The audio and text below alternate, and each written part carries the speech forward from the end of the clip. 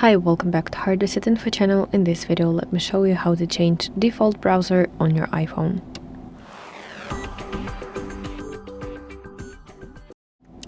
So first things first, you have to download your desired browser. In my case, it's Google Chrome. So now you want to go to Settings application on your iPhone, and now let's scroll to the very bottom to Apps section, and at the top you will see section with default apps.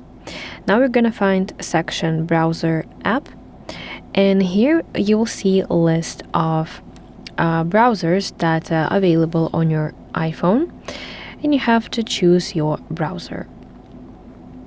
So this one will be set as my default browser.